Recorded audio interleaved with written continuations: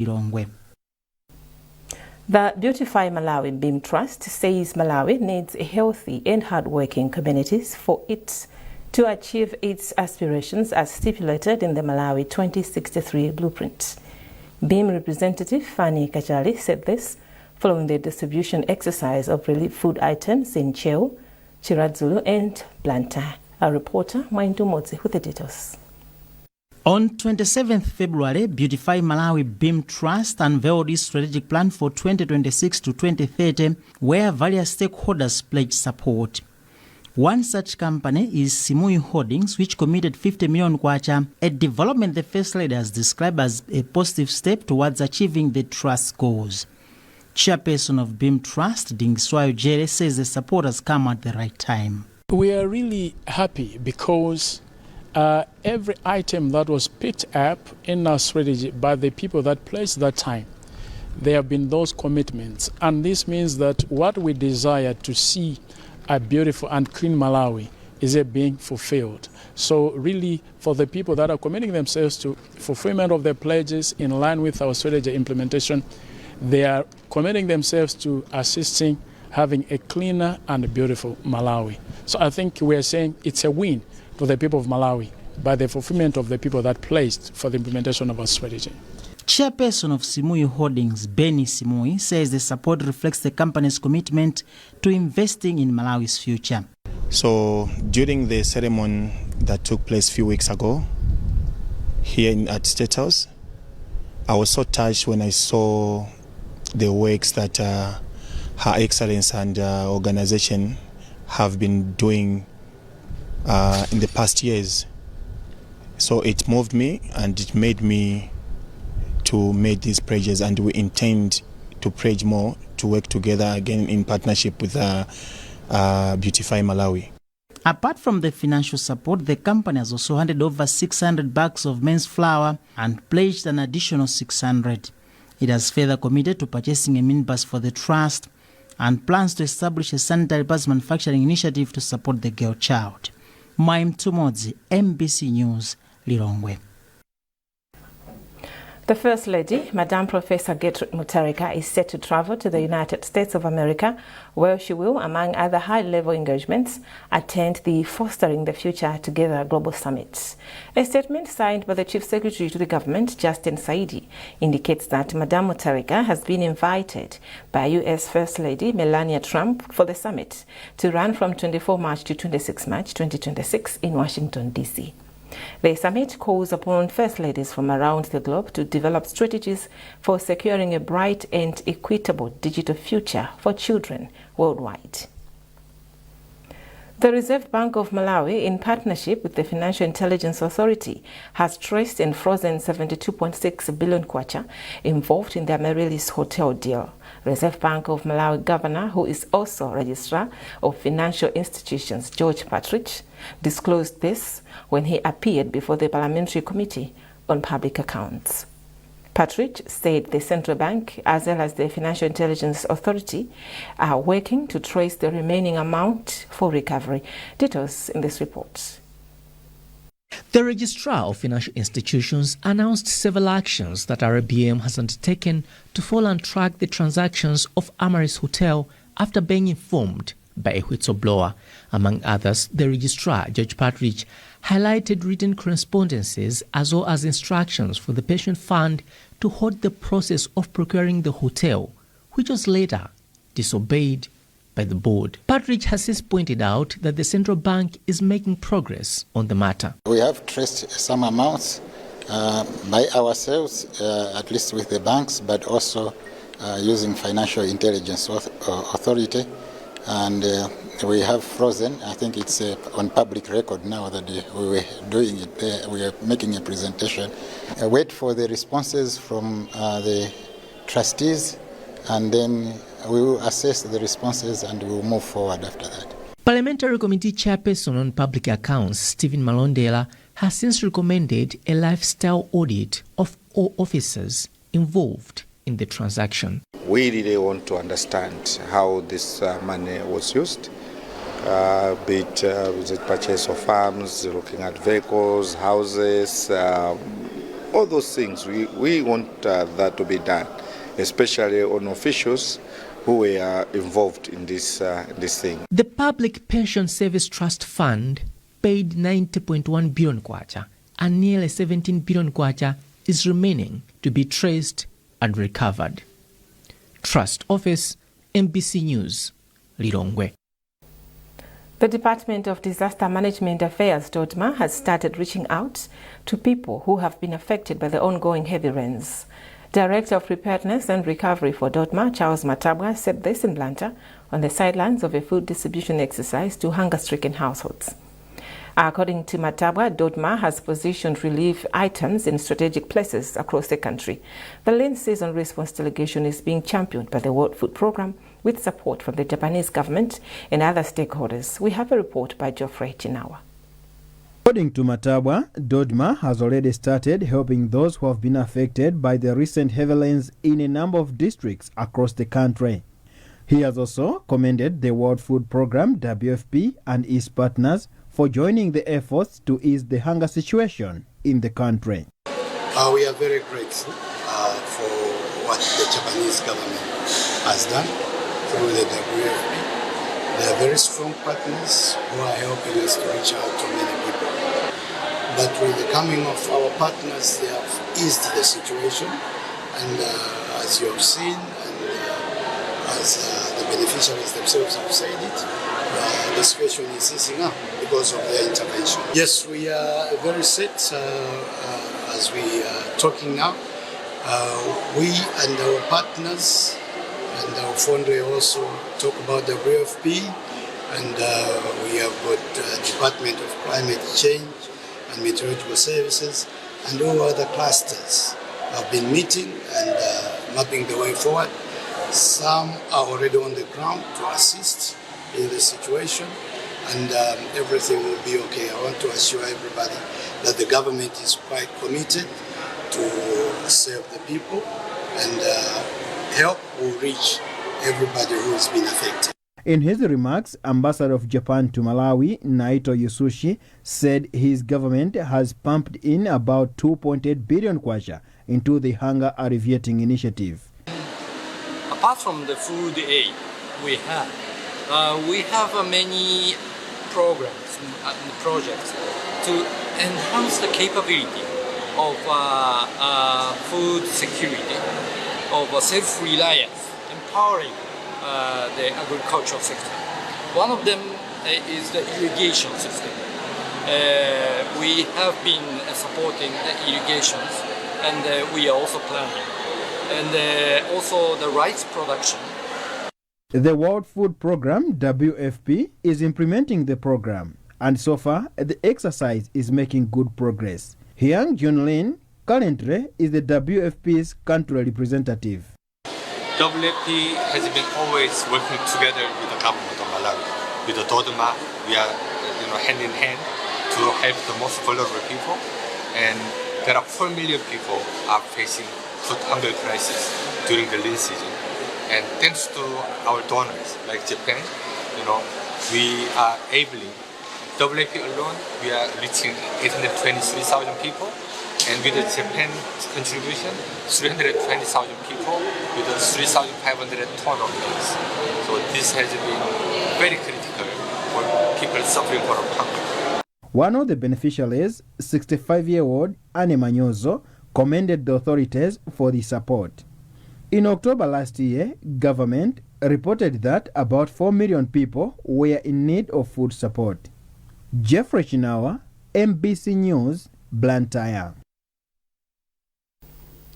Minister of Local Government Ben Piri says the time has come for Malawi to utilize its domestic and industrial waste as an economic enterprise.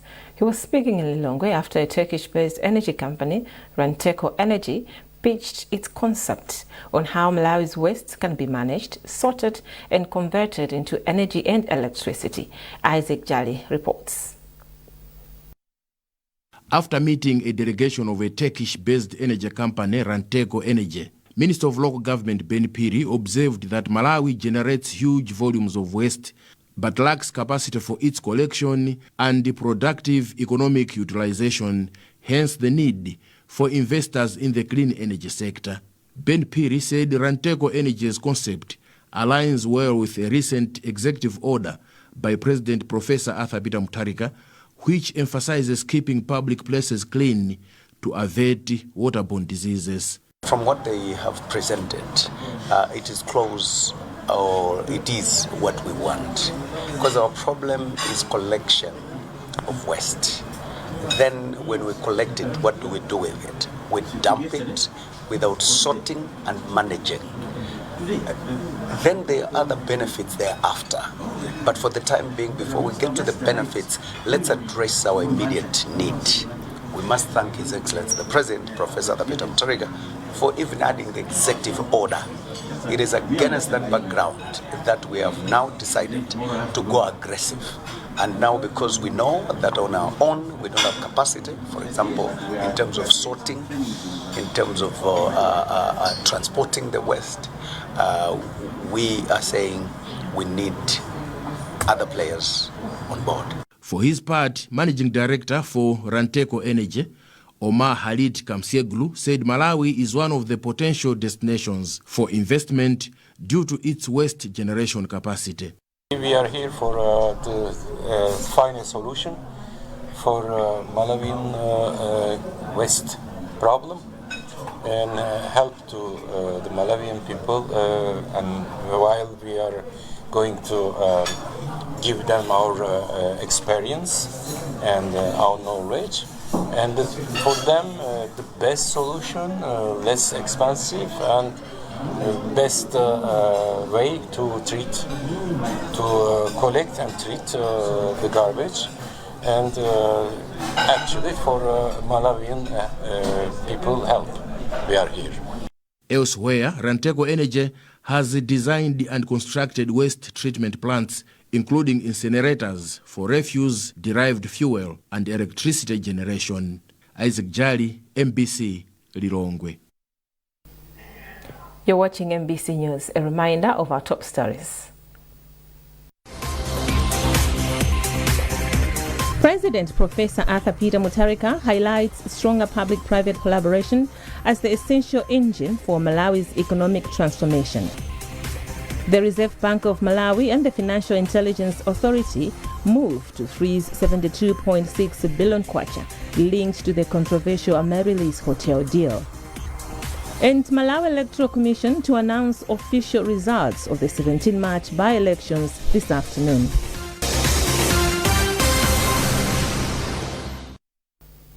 Welcome back.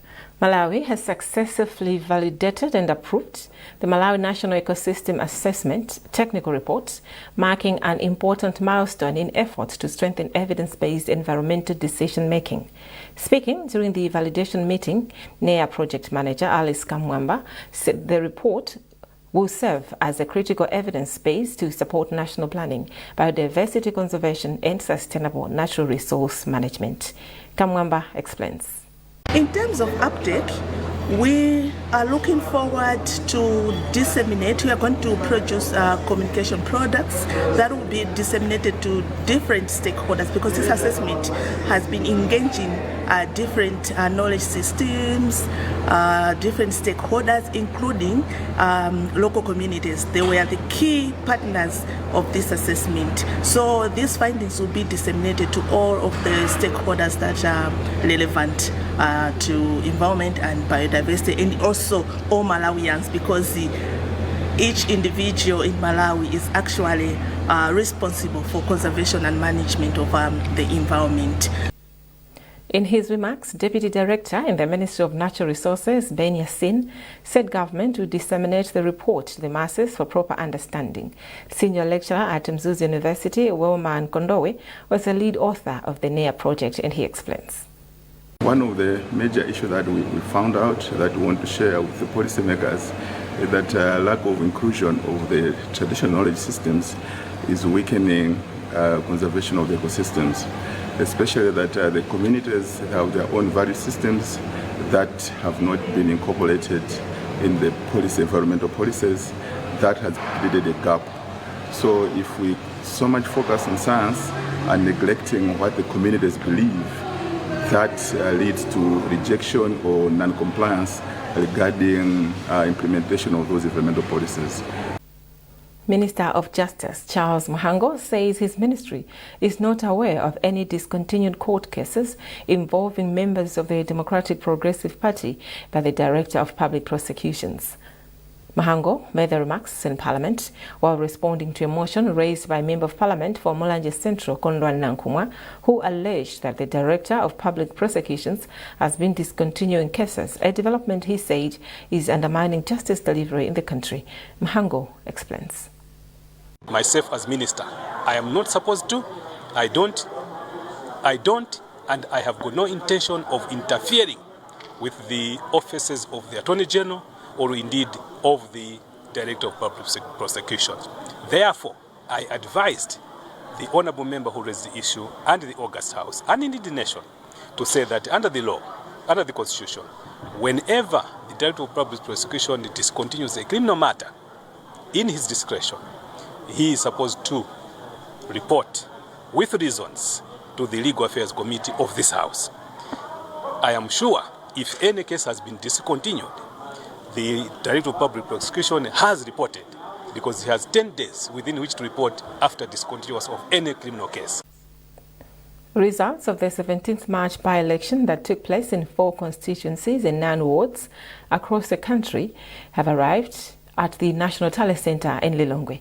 According to Malawi Electoral Commission spokesperson Sangwani Mwafulirwa, the Commission will announce the results once they conclude all the processes concerning the by-election.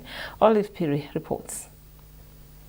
Following the by-election that took place on Tuesday, 17th March in some parts of the country, Malawi Electoral Commission says it has received the results from the 4 constituencies, which are Dedza-Ntakataka, Nkhotakota-Liwaladzi, Blantyre West and Rumpi Central constituencies as of 5 p.m. on Wednesday. The Commission also says it has received results from the 8 wards where elections took place. The wards are Iyembe from Karonga Songwe, Luinga from Mzuzu City North, Lintembwe from Dowangala, Chilobwe from Lilongwe Chilobwe, Nsitu from Chinji South, Chanda from Zomba Chikomwe, Chilunga from Zomba City North and Monikela Ward from Cholo Goliath. The Commission says that results from Mikongo Ward in Mangochi delayed as they experienced a logistical challenge after a vehicle transporting results from one of the polling stations to the constituency tally centre got stuck in the mud. Director of Media and Public Relations for MEC, Sangwani Mwafulirwa, says the Commission will review and verify the results in accordance with the law and established procedures before declaring the winner in the by-election. The Commission has not been given a minimum number of days in which we should process and release the results. So the discretion is always to the Commission depending on the processes that we are having. So without hurrying or delaying the process, when all the processes are concluded, the Commission has got no business keeping or holding on to the results. The Malawi Electoral Commission has conducted the by-election in different wards and constituencies across the country following the nullification of the 16 September election results as well as deaths of some contestants in some areas. Olive Piri, MBC News, Lilongwe. The National Initiative for Civic Education NICE Trust in Mangochi says it is impressed with the low number of void votes registered in the March 17 by-election in Mikongo Ward in Mangochi North-East constituency. NICE Programs Manager for Mangochi, Joseph Chamambala, says it is encouraging to note that people are now able to cast their ballots correctly as only 46 votes were void against 4,439 total cast. Unofficial results indicate that independent candidate Lloyd James has won the seat of councillor for Mikongo Ward after amassing 2,624 votes. The elections have been done amid heavy rain downpour, and it affected the turnout of the voters. You can see that out of the 15,297 people who were supposed to vote, only 4,441 have cast their vote, representing 29% which is insignificant. The Malawi Council for Disability Affairs, Makoda, is set to roll out a project in Mangochi aimed at empowering youth with disabilities by creating work opportunities in the agriculture sector.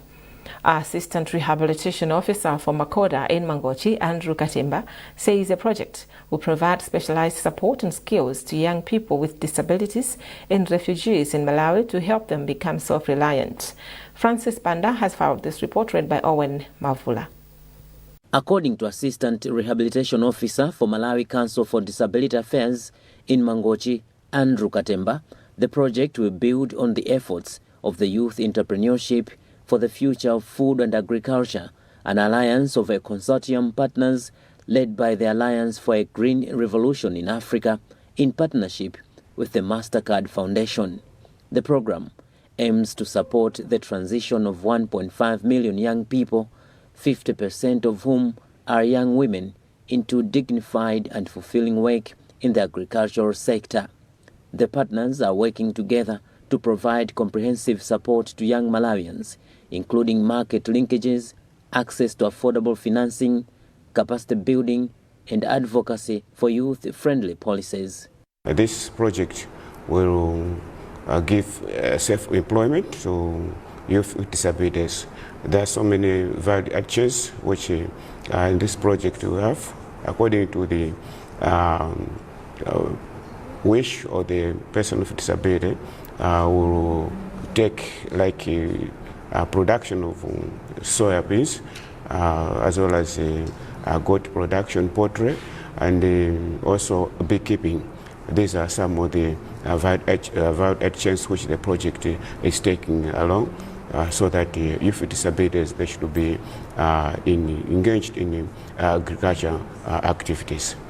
Commenting on the project, Mangochi District Coordinator for the Federation of Disabilities Organization in Malawi, Albert Mwase, said the inception of the project is timely as most of the youth with disabilities were left out in different projects. FEDOMA is also a consortium who will be implementing the project here in Mangochi. So as a consortium, we'll be working together with the Makoda, with the Salama Africa, with the district stakeholders here in the district. We have welcomed the project here in the district. The youth have been excluded in a number of activities, a number of projects, especially those with disabilities. So this project has come at the right time, whereby the youth will be more engaged to do with issues to do with agriculture and other activities that might support them. The specialized support and skills to young people with disabilities and refugees is expected to increase agriculture productivity and create 16,000 work opportunities through value chains of maize, soya beans, groundnuts, horticulture, poultry, and beekeeping. The body of former Netball Association of Malawi General Secretary and board member of the Malawi National Council of Sports, Helen Mbinganjira Tasosa, will be laid to rest this afternoon in Lumbadzi, Lilongwe. Mbinganjira Tasosa died on Tuesday at Queen Elizabeth Central Hospital in Blantyre. Her journey in netball started at Tigresses as a player, team manager, coach, and then administrator until her death. Tigresses coach Peace Jawinga Kalua says the club is devastated by her death. If I need to describe the legacy that Helen has left behind, it will be very difficult for me, because Helen weared a lot of many faces on her. She was a coach, she was a mentor, she was a mother, she was a manager, you know, she worked as an administrator. So she has delivered in all the positions that she worked for. As a coach, she delivered. As an administrator, she delivered. As a team manager, up to now, she really delivered. So we are heartbroken, because we don't even know where to start from. Helen to me was a friend, was a mother, was an advisor for me. Anytime I got a problem, I could go to to her. Anytime I got something which hinges on my life, I would go to her at any time. And she will be available to assist, she will be available to advise. And her advices were so helpful to most of us. So as of now, I don't even know where to start from. Well, that item also concludes this edition of MBC News. A reminder of our top stories. President Professor Arthur Peter Mutharika highlights stronger public-private collaboration as the essential engine for Malawi's economic transformation. The Reserve Bank of Malawi and the Financial Intelligence Authority moved to freeze 72.6 billion kwacha linked to the controversial Amaryllis Hotel deal. And Malawi Electoral Commission to announce official results of the 17 March by-elections this afternoon.